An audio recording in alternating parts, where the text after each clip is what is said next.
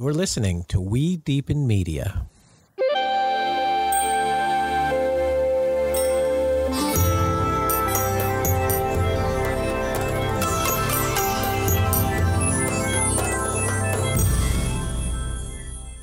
Hello, and welcome to another episode of Deepen with Christina. I'm your host, Christina Weber, founder and CEO of We Deepen, Feminine Weapon, and also a certified professional coach and intimacy guide. If you haven't lately, go to wedeepen.com, check out all the upcoming and social and transformational experiences. I am going to be curating many more new experiences for you in 2024 and beyond. So keep checking back on that calendar. We're going to keep on updating it and also even shifting the organizational aspect of it. So it's going to get easier for you to read and easier for you to see which city that you're interested in joining for experiences. And while a lot of the workshops are happening, say, in New York City, Los Angeles, Austin, Texas, Miami, we also share a lot about multi-day events, retreats, and workshops. And if you are in an area, say, Wisconsin, don't worry, keep listening because we have experiences for you to jump on a plane, get in a car, and drive out and join us, because sometimes the people that are, interested in having these types of conversations around conscious relating or doing the work might not be your next door neighbor. And that's okay for now. So come out and join us, because what I love recording this podcast, what I love even more is bringing you to the people that you're hearing from and having you have that experience of love and learning relational skills and growing together side by side with people who are interested in having epic love lives. If you do enjoy this podcast, please do like, subscribe, rate, give it 5 stars. It helps more people find it, helps me continue to host it, and also helps bring more people into this net, weaving through these conscious experiences. And the Love Club right now, so We Deepen, I launched a Love Club towards the end of 2023. We have 21 people ranging in age from 30 to 87 who are in an intimacy accelerator together. That includes peer-to-peer matchmaking, comprehensive relationship education, and accountability to one's love goals. This group is entering their 3 months at the time of this recording, and I'm going to be opening up the doors for more people to join the Love Club, the next cohort. You'll actually, joining the next cohort, you'll meet the people in this cohort. So it'll expand your social circle. I mean, hey, I'm not saying don't do dating apps, but there's also other things available for you to support your love life. And what I see the Love Club and what I'm witnessing happening is that you have a group of people who are relationshiping in community. They're learning concepts. They're supporting each other in their love lives. Sometimes it's like, should I wear this outfit or this outfit on my date tonight? These are your people, again, if you want a healthy, epic love life. Over New Year's, my significant other and he hosted a party at his house for New Year's. It was a 24 karat gold party. We had a mastermind the day before. A group of 50 people showed up and did a group mastermind, and then we partied into the new year. And it's a really intentional way to launch off into 2024. And during the mastermind and the party, I met such fascinating people at the top of their game. And one of them is Dr. Diane Mueller. And she is a libido doctor. So when her and I discussed during this mastermind, I was like, you're going to have to come in and share with the Love Club, or I need to do a podcast with you around libido, like a libido doctor, because as we enter into relationship, and this is a topic we're going to dive in today, we enter into relationship, and sometimes for me personally, like, when you're first connecting with somebody, you're not quite sure where it's going to go. And you have this sense of attraction and there's so much passion. You're like, your body is like set on fire and you can't wait to connect. And then you enter a safe relationship, you secure attachment. And sometimes, we're going to explore your libido can shift, and it can shift throughout, especially if you desire to have a life partner, a long-term relationship. Your libido is going to change over time. This is a topic we haven't explored on Deepen with Christina. I'm so excited to have you, Dr. Diane, to come and support this discussion. Welcome to Deepen with Christina. Oh, thank you so much. I had such a great time with you on New Year's and on our follow-up conversations. And it's just a real pleasure to be here and a joy to be here with you and your community. So thanks for having me. Thanks for joining. So how did you become a doctor of libido? Great question. Great question. Well, truthfully, it began actually after a sexual assault in my early 20s. I was date raped, and obviously a lot of trauma that went with that, and had an amazing therapist and worked through that. But one of the things I was noticing afterwards was this was like a real, one of these real valleys, right? Like whether or not, hopefully you've never gone through that, like our listeners, but everybody's gone through valleys in their life, right? And for me, this was one of my particular valleys.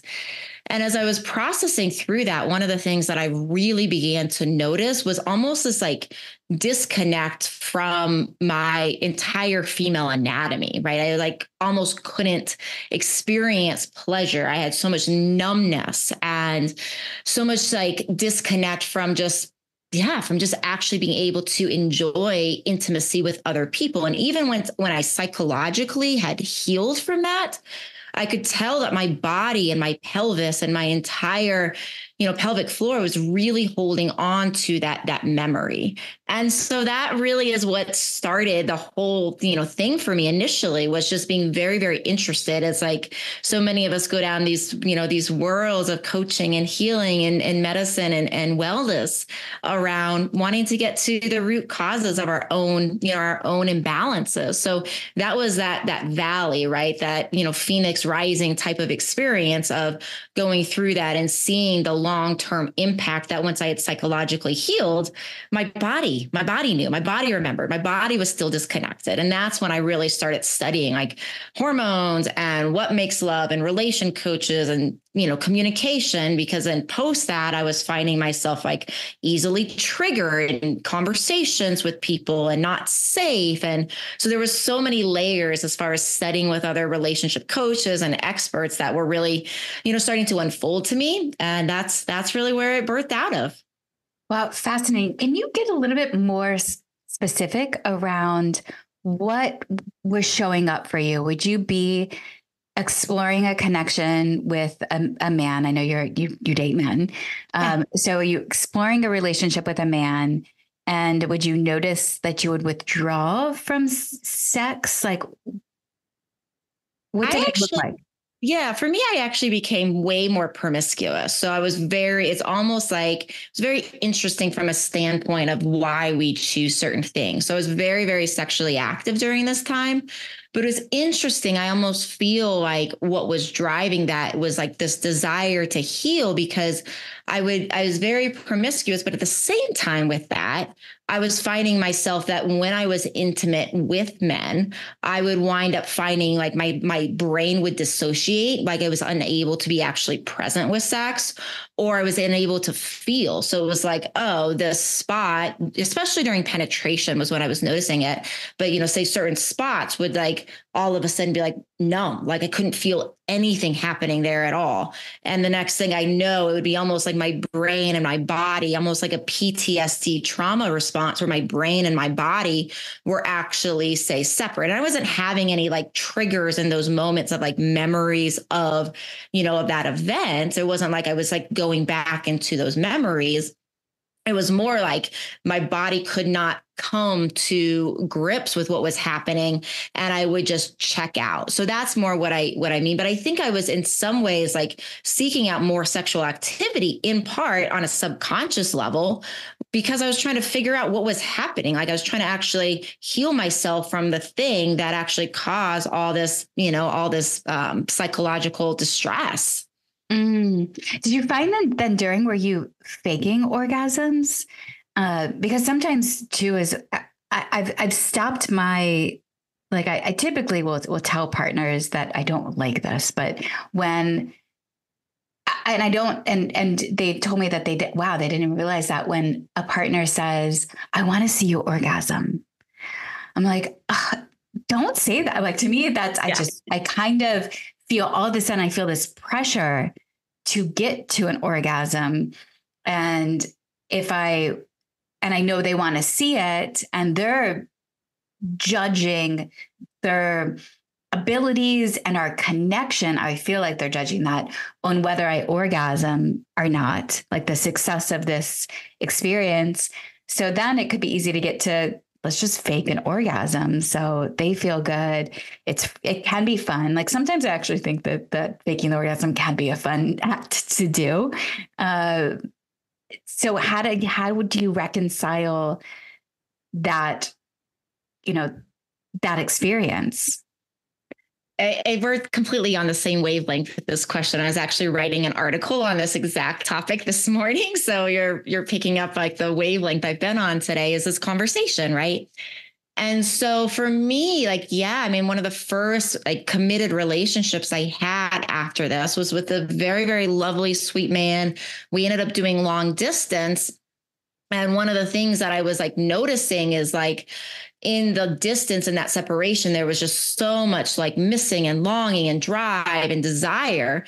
But then we would get together, and for exact reasons, like many times, like you're talking about, there was this like pressure. Plus I was coming off of, this trauma. And yeah, I faked it a lot in that relationship. And I'm personally not like the biggest fan of faking it. I totally appreciate the other lens though. And the transparency of like, oh, this could be fun. So that's a good thing to explore. But the biggest thing that I feel sometimes we can get into is like, one, the pressure, like you're saying, and two, especially if people are faking it like frequently and all the time, it's like, okay, well, now I'm telling my partner that I love this thing, and we're going to get perhaps like a lot more of that thing. So yeah, I did fake it a lot back then. And there was in part, I think, because of that level of not being able to access that myself. And so there was absolutely some of that and that disconnect from my body. But I also think it's from exactly what you brought up, that social pressure that we get from our partners sometimes when they say those things of like, I love it when you come. Well, great. But now I feel obligated to make sure I provide this thing for you that you love so much. Right. Yeah, totally. And I want to be clear, when I say that the faking of orgasm, I'm not promoting that someone does that. I definitely had those, experiences in my younger days where I would fake to kind of end it, to wrap it in a bow. And yes, I do think the act of it can, you can play a character a little bit of that. Do I suggest to do that often? No.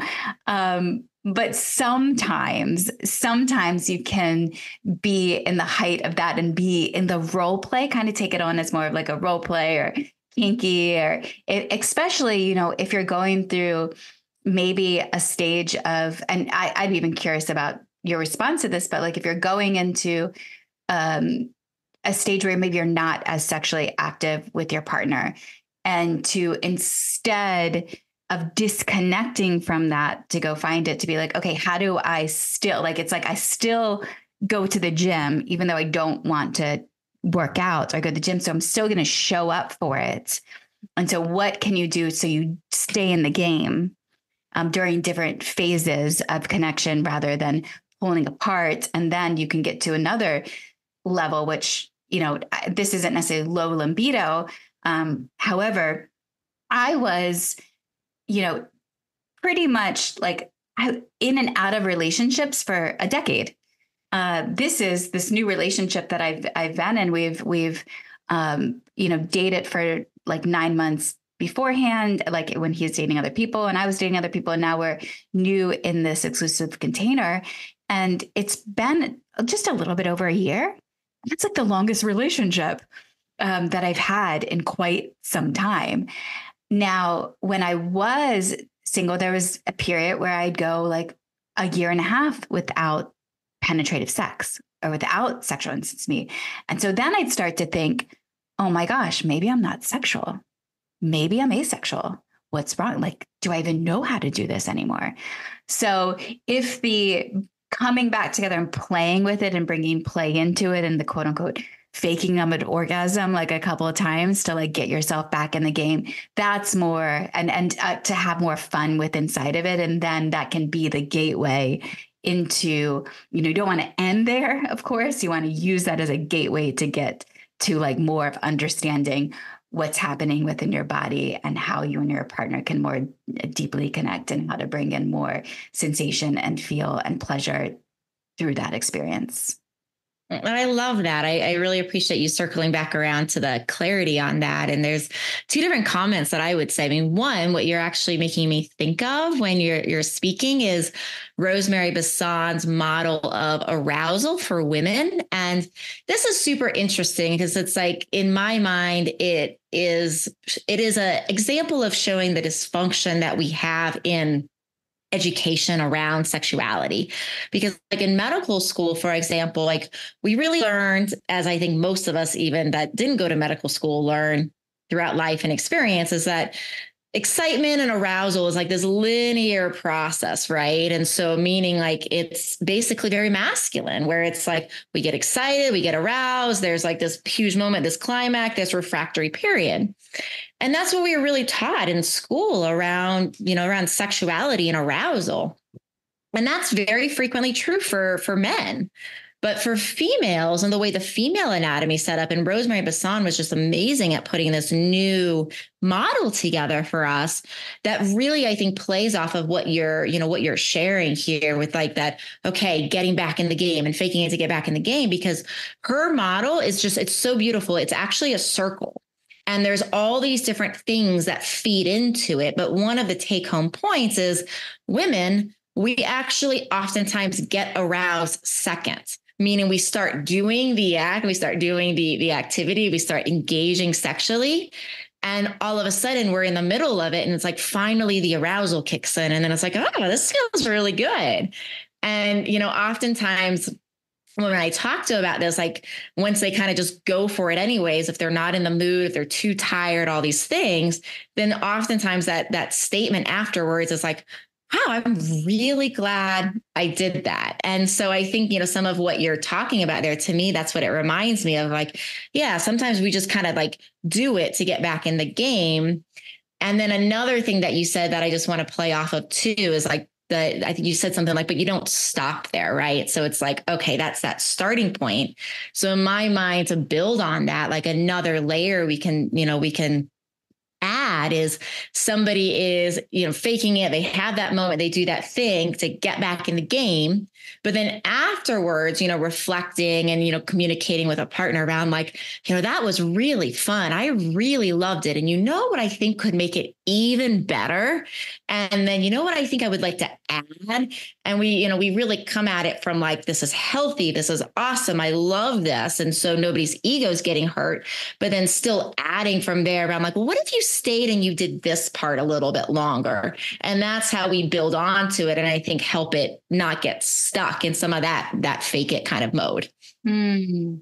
So in studying libido for quite some time, your work, what would you say is like people are always thinking like, what do other people do? Because, a lot of times sex is like, I know how often I have sex with somebody. That's a lot of questions that if you're in long-term relationships, you're asking, how many times are you guys having sex? What's appropriate to have sex? Should their libidos match before they even enter a relationship? What about libido compatibility? And then I imagine there's also a cycle. Like we go through libido cycles, depending upon what's your stress in your environment, depending upon the stage of the relationship that you're in. What are some of these things that you've learned from of having conversations about libido with thousands of people?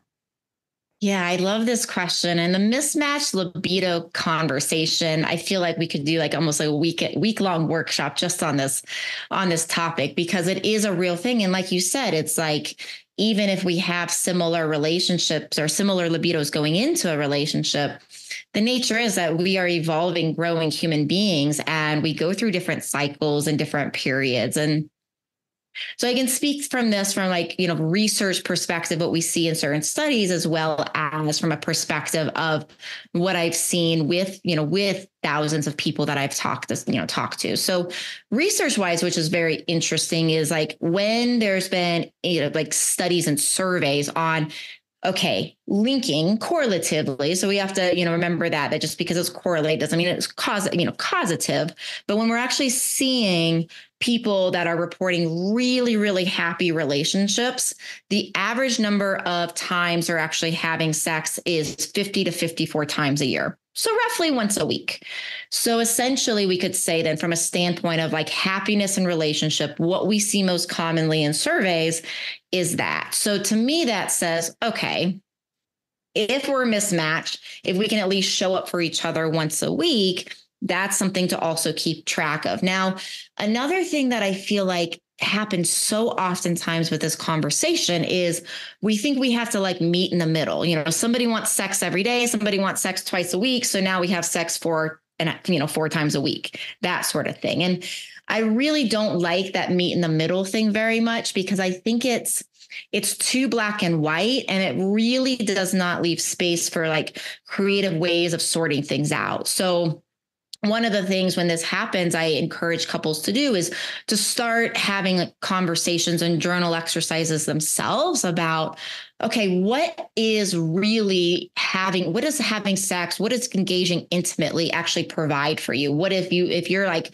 7 days a week is like really what you feel like you want and you need, and this is providing a lot, specifically, what is it giving to you? And vice versa. It's like, okay, well, if you're once a week or good once a month or whatever it is, what is that providing for you? And what are those things interrelationally, emotionally that we are trying to experience?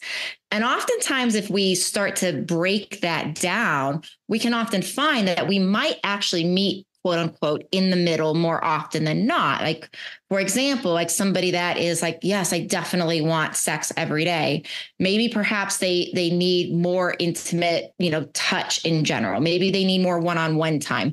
Maybe they just need a bigger release. And there might be ways to actually give that and provide that for our partner that is not us always meeting in the middle. So there's always that room for that creative solution, oftentimes, if we're getting to the root. And then I think it's also being comfortable with the fact that relationships do go through these phases and they do change as far as our own needs and our preferences, and really developing a level of open communication. And the other thing I really talk about with that is deciphering, like, what is a preference and what is actually a true need in the relationship. And when we can break that down, 7 days a week might be a preference, but really to feel filled up and connected, maybe it's actually 2 days a week is what that need is. So we want to break it down, I think, much more from just saying like, I want 7 days a week, I want 1 day a week, and that sort of thing. Oh, such good points. And two, I wonder as well, is like, what does sex mean to one partner as opposed to another partner? Like, I could say sex and there's somebody listening right now is like, oh, she's talking about penetration. The cock goes in the hole, there's a hole filled, and that is sex. Another person may be listening to this and think, oh, that's oral sex. Or another person may be listening and feeling, though, that's running sexual energy. And the why, what is it that you're aiming to feel through that connection? There's a lot of people, when you don't know all the stuff in between. Laura Nana, one of my intimacy mentors, she talks about how our society tends to go from talking to fucking, especially in the dating process, and that there's so much in between. You may get filled up from, waking up in the morning and as this may sound, but having an eye gazing with your significant other for a minute to ground in. But if you're only, shown that sex is the only way, you have to get sweaty and, and grunt and feel those orgasms. But like intimacy can take so many different forms that we're unaware of, or just not shown, role modeled to society in general. I'd love to, to talk about too, like as you said, the stages of a relationship, especially, we have a society that gets married. And in those marriage vows, there's typically, till death do us part. And while that doesn't happen, maybe that happens 50% of the time. And is it always healthy in those people that do sit together? Maybe not.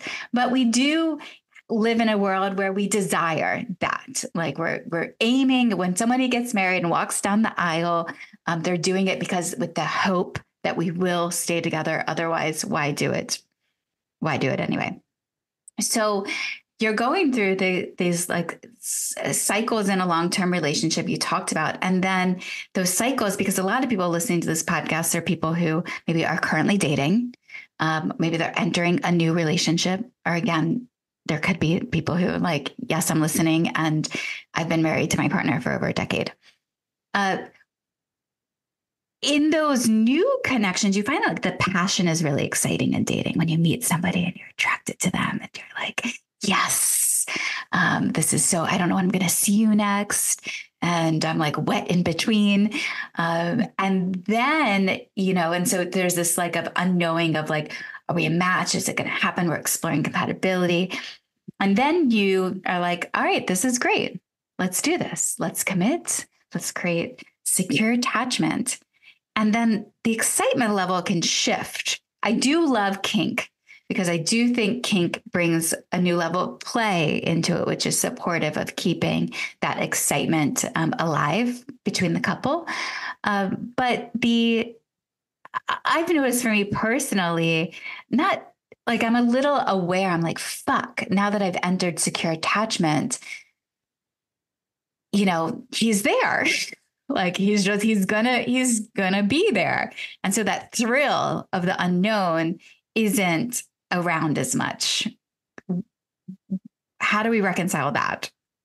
Yeah. And I love this question. Obviously, we were talking a little bit offline about this. And I feel like this is like the age, one of the longest things that humans interrelationally have been trying to uncover, right? There's like a great book by Esther Perel, Mating in Captivity. There's Sex Before Dawn. There's like all of these types of books out there that are really looking at how do we come together? Is it possible to come together in monogamy and in these long-term relationships and still keep the passion and the hotness? Or is that just like impossible and we have to let go of that? And I feel like it really all comes down. I'm going to over reduce this for simplicity's sake. So it is more complicated than this, but a lot of it comes down to dopamine. So dopamine is that hormone in the brain that a lot of people think of. If they know dopamine, think of it as far as like happiness. And it does do that.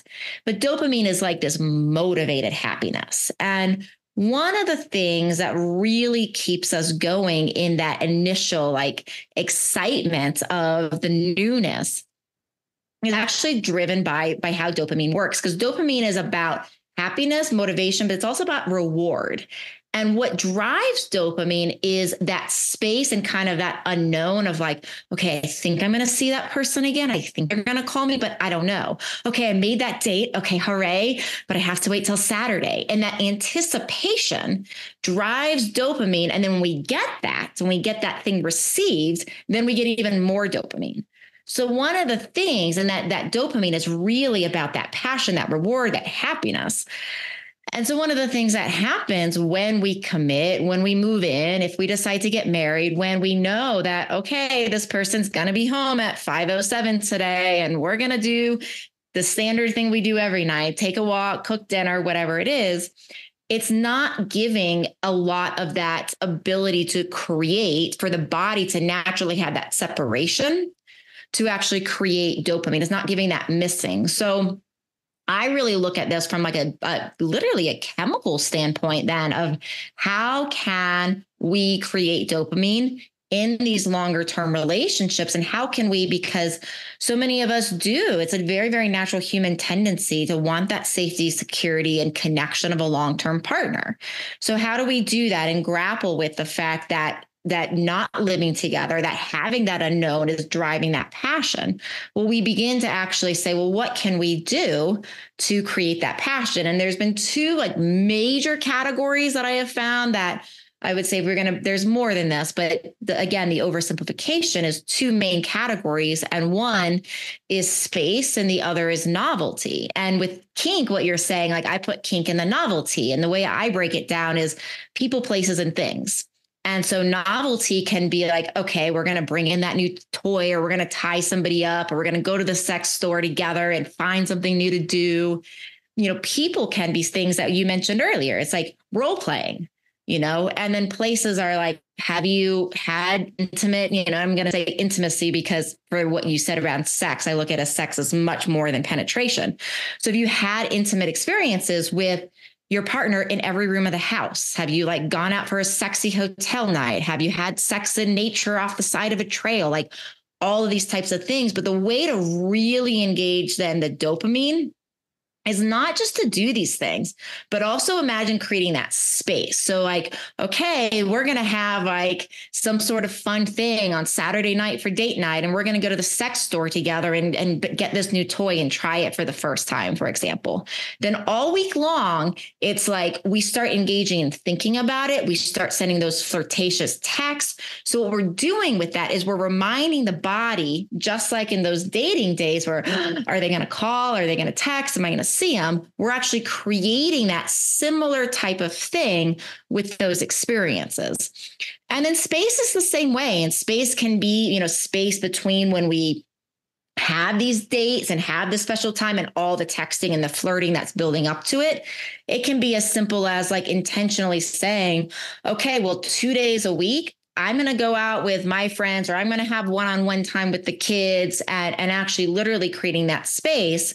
And in that space, though, it's like, what are we doing with it? Are we thinking about like, okay, how are we going to disconnect and then come back together in that reconnection? And in that time, almost doing those things that we did when we were dating, sending that flirtatious text around like, I'm so excited to see your ass walk through the door on Tuesday night, or, whatever, those types of like flirtatious texts that we send that oftentimes fizzle it out. So space and novelty really are the two biggest ways that I have seen to create. It's never going to be exactly the same, but we can recreate it fairly closely with intentionality. I like that. Yeah, it's so true that the space and the novelty and bringing that into the mix. One of the first podcast episodes that I ever recorded on the topic of BDSM was with Francesca Gentile, and she talks about that, like invites you to have a conversation with your partner about what hormone cocktail they're craving through sexual experience. So for instance, you can take this outside of the bedroom for a moment. And there's some people who do extreme sports. They'll take a wingsuit and they'll jump off of a mountain in a wingsuit. I have no desire to do that. But that's their body gets that rush, and they release this, the dopamines and endorphins and everything, and gets released from that experience. Now, in our relationships with our significant others, it's good to ask them, what hormones are you aiming to release through that experience?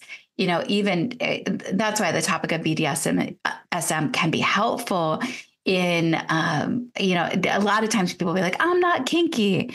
And I'm like, okay, sure. Do you like to play? Because play is another way of viewing kink as well. But you can understand through that release. And I can even, in this conversation, my significant other, he's moving through a stressful scenario in his work life. And I got a message from him a little bit ago. We're supposed to see each other tomorrow, but I got a message from him saying like, hey, I could use something. I could use connection tonight. Here's my schedule. can we make something happen? We're not supposed to see each other till tomorrow, but I'm like, okay, I can tell that he is navigating something and I would like to be there for him. And I can hear him saying like, he's pretty much saying, I need a dopamine release. Can you help me with it? So now I get to go into my, creative treasure chest and be like, okay, so he's aiming to release dopamine. He's aiming to release some types of hormone because he's navigating, stress or some other feeling in his life that he's asking for this experience. And so how do I design? I love that you bring space and novelty to it. So he sent me this message right before we recorded this podcast, and I was like, message received. So first off, now he's like, okay, it's in her hands.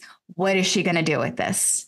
And then you get to then go and bring in your creative hat. And I think this would be an awesome class to even teach of like, what can you do for your partner to bring dopamine through connection? It doesn't even need to be sexual connection. It could be through connection.